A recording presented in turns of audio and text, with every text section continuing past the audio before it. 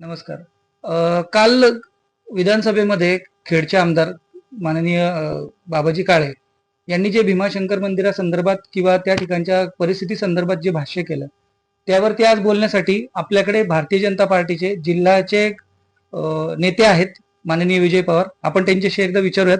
नमस्कार साहेब. नमस्कार. विषय असा होता की परवाच्या दिवशी आमदार बाबाजी काळे यांनी विधानसभेमध्ये काही गोष्टींवरती भीमाशंकरच्या बाबतीमध्ये परखड मतं मांडली की ज्यामध्ये काही पत्रकार त्या पद्धतीच्या बातम्या आंबेगावच्या पद्धतीने करतात किंवा इतर प्रशासकीय पातळीवरती आंबेगावला महत्व दिले जातं, पण मात्र भीमाशंकर मंदिर हे भोरगिरी ग्रामपंचायत मध्ये आहे आणि ते खेड तालुक्याचंच आहे. तर यापुढच्या काळामध्ये प्रशासकीय पातळीवरती देखील उल्लेख हा भीमाशंकरचा खेड म्हणूनच व्हावा, याबाबत आपलं काय मत आहे?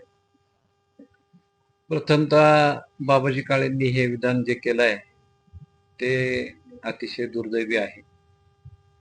भीमाशंकर हे 12 ज्योतिर्लिंगापैकी एक ज्योतिर्लिंग आहे.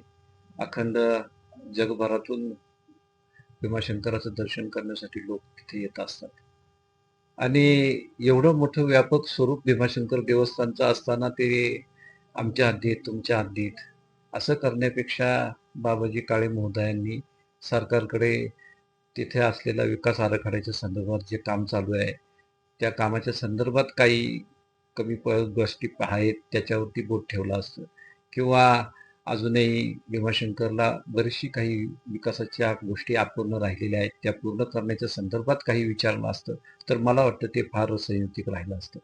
बाबाजी शेटकाळे असतील किंवा आमच्या तालुक्याचे लोकप्रतिनिधी वळसे पाटील साहेब असतील किंवा पूर्वी दिलीपांना मोहिते असतील, या सर्व मंडळींचा मूळ उद्देश भीमाशंकरचा विकास करणं जरूर आहे आणि तो दिसूनही आलेला आहे. परंतु सीमेच्या बंधनात आपला देव अडकून जो तुम्ही ठेवताय त्याचा मात्र मी या वक्तव्यानं त्याचा तीव्र निषेध करतोय. कारण देवाला तुम्ही सीमेमध्ये गुंतवून ठेवू नका. तुम्ही विकासाची स्पर्धा लावा, तुम्ही कामाची स्पर्धा लावा. तुम्ही जर आमच्या आंबेगावच्या लोकप्रतिनिधींनी जर 10 रुपयाचं काम आणलं तर तुम्ही 20 रुपयाचं काम आणा आणि त्याच्यातून भीमाशंकरला येणाऱ्या भाविकांच्यासाठी सोयी सुविधा उपलब्ध करून द्या.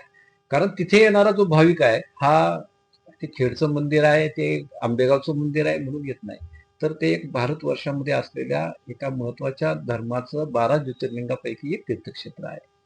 आणि म्हणून मला असं वाटतं की या सगळ्या कोत्यापणाच्या गोष्टी आहेत ह्या इथल्या लोकप्रतिनिधींनी टाळल्या पाहिजेत. तुम्ही आता म्हणालात की देवाला सीमेमध्ये अडकू नका, पण परिस्थिती यापूर्वी देखील होती की यापूर्वी देखील जे आंबेगाव तालुक्याचे आमदार आहेत दिलीप वळसे पाटील साहेब, ते देखील भीमाशंकर देवस्थानचे अध्यक्ष राहिलेले आहेत. त्यानंतर आता खेडला अध्यक्षपद दिलं गेलं सुरेश कौदरेंच्या रूपाने.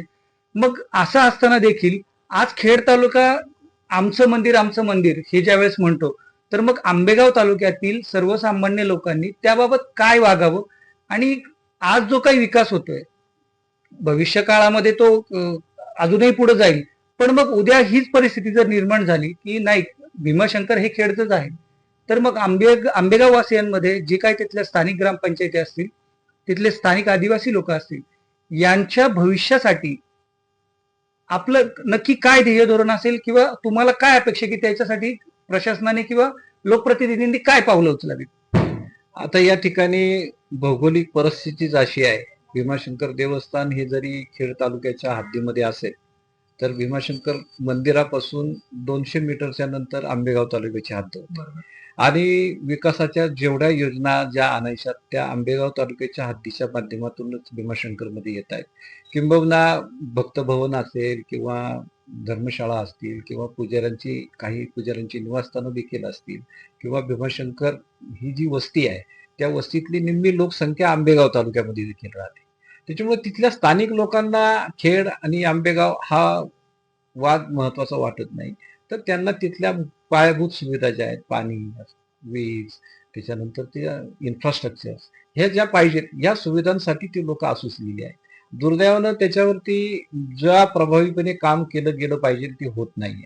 आज आपण पहा, महाकालचं पहा, ओंकारेश्वरचं पहा किंवा श्रीशैलमचं पहा, ह्या ज्या ज्योतिर्लिंग, सोमनाथचं पहा, या ज्या ज्योतिर्लिंगांमध्ये जेवढी विकास कामं भाविकांच्या सोयीसाठी केली गेलेली आहेत त्या मानानं भीमाशंकर आपलं मागं नेहमी पडत आलंय असं मला या ठिकाणी वाटतं.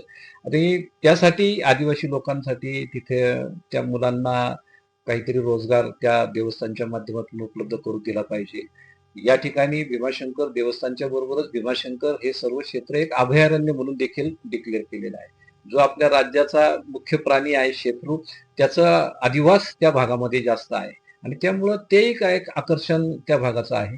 मला वाटतं या ठिकाणी ह्या सीमांच्या भिंती ओलांडल्यानंतर आपल्याला विकास करण्यासाठी भरपूर मोठं क्षेत्र भीमाशंकर परिसरामध्ये आहे. जेणेकरून आपण रोपवे खालून कर्जत मार्गे रोपवे आणला किंवा पॅराग्लायडिंग आणलं किंवा इतरही जी काही टुरिस्ट स्पॉट आहेत की तिथं डेव्हलपमेंट केली.